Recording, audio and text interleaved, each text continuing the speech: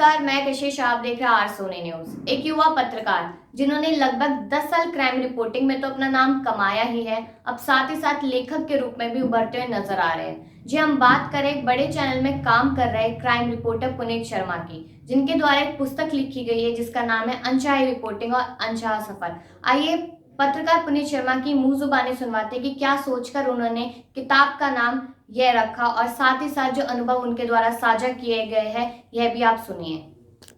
आपकी जो किताब है अनचाही रिपोर्टिंग अनचाहा सफर, क्या सोच के आपने किताब का ये नाम दिया है? देखिए, हर पत्रकार के जीवन में वो चाहता है कि वो हर खबर को करे, ख़ासतौर से बड़ी खबर को। लेकिन कभी कभी कुछ ऐसी भी परिस्थिति आती है जब पत्रकार उस ख़ास स्टोरी को कवर नहीं करना चाहता है।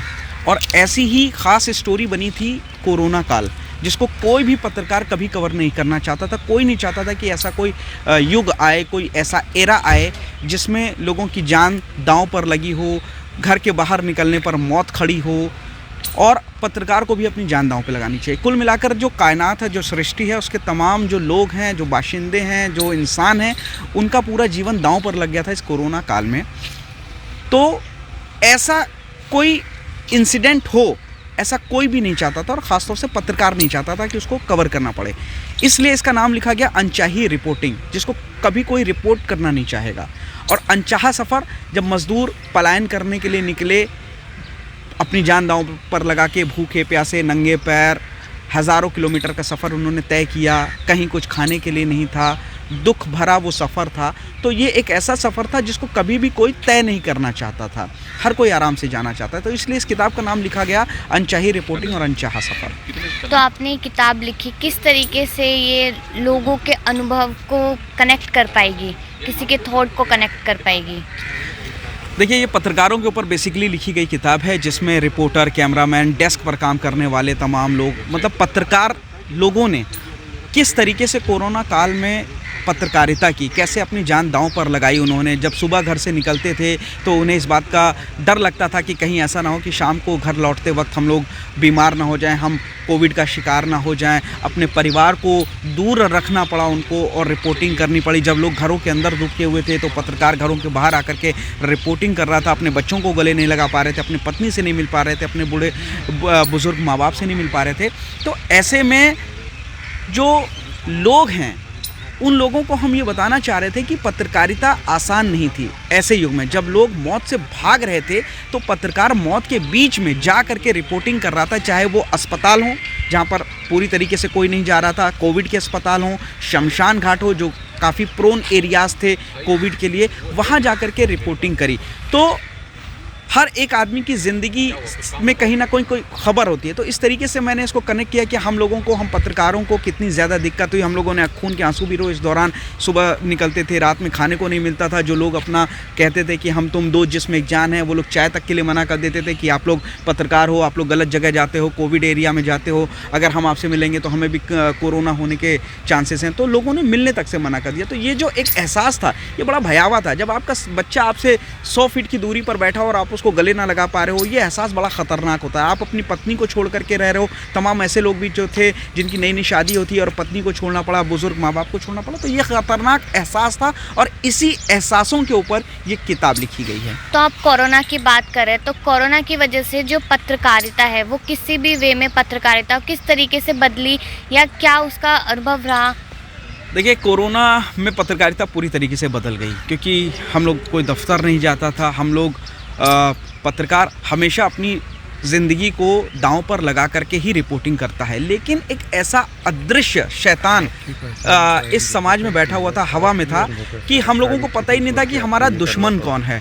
हमें ये नहीं पता था कि घर के बाहर निकलते ही मौत खड़ी हुई है, दरवाज़ा खोलेंगे तो मौत झपट लेगी। तो बड़ा अजीब से डर में हर पत्रकार रिपोर्टिंग कर रहा था। और ऐसे में सबसे दुखद बात यह है कि शुरुआत के बाद धीरे धीरे जैसे वक्त गुजरा, पत्रकार कोरोना पॉजिटिव होते गए।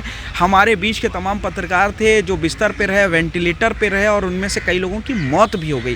तो डर लगता था कि आज उसकी बारी है, वो आज कोरोना पॉजिटिव हुआ है, उसकी मौत हुई है, कि कल को हमारी ना हो। और सबसे दुखद ये था कि हमारी फैमिली हम लोगों को लेकर के डर रही थी। तमाम लोग कहते हैं कि पत्रकारिता पैसे के लिए करें। नहीं, पत्रकारिता मुझे लगता है पैसे के लिए नहीं, पैशन के लिए हो जाती है, जुनून के लिए होती है। क्योंकि महज चंद हज़ार रुपयों के लिए कोई भी इंसान अपनी जान को दांव पर नहीं लगाएगा।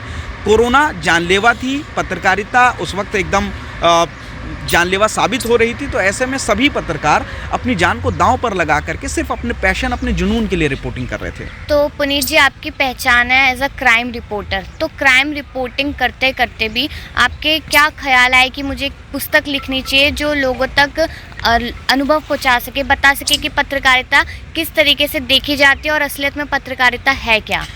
देखिए, आज के दौर में एक बड़ी अजीब सी चीज़ देखी गई है कि जिसको देखो, जिसको 14 साल का बच्चा भी पत्रकारों को गाली देने लगता है। घर में किसी भी चीज़ की फ्रस्ट्रेशन होगी, पत्रकारों को गाली दे दो, फ्रस्ट्रेशन ख़त्म हो जाएगी।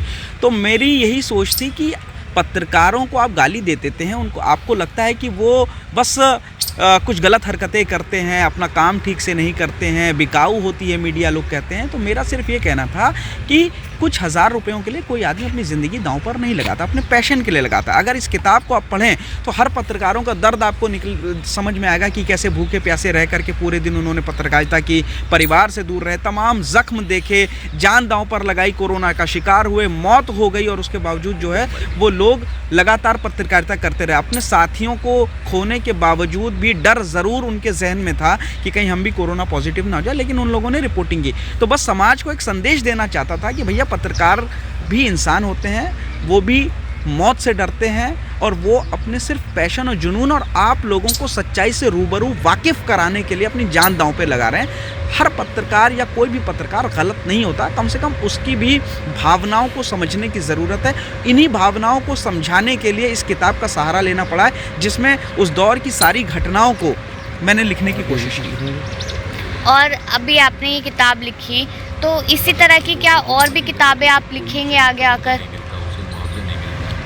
देखिए, पहली किताब थी ये मेरी, आगे बहुत सारी किताब और लिखनी है, बहुत सारी चीज़ें, थॉट्स दिमाग में बैठे हुए हैं, लेकिन क्राइम रिपोर्टर 24 घंटे का होता है, उसके पास वक्त बहुत कम होता है। तो ऐसे में वक्त निकालने की कोशिश है, और आगे बहुत सारी थीम है, ख़ासतौर से क्राइम के ऊपर ही किताब लिखना है या समाज के आईने पे। तो बहुत सारी थीम्स हैं, ऑलरेडी डिसाइडेड हो चुकी हैं, बस कागज़ और कलम चाहिए ताकि वक्त मिल जाए और उसको मैं उकेर पाऊँ। जैसा कि आप लोगों ने सुना, पत्रकार पुनीत शर्मा ने अपने अनुभव साझा किया और साथ ही बताया कि अनचाही रिपोर्टिंग और अनचाहा सफर पुस्तक का नाम क्यों रखा।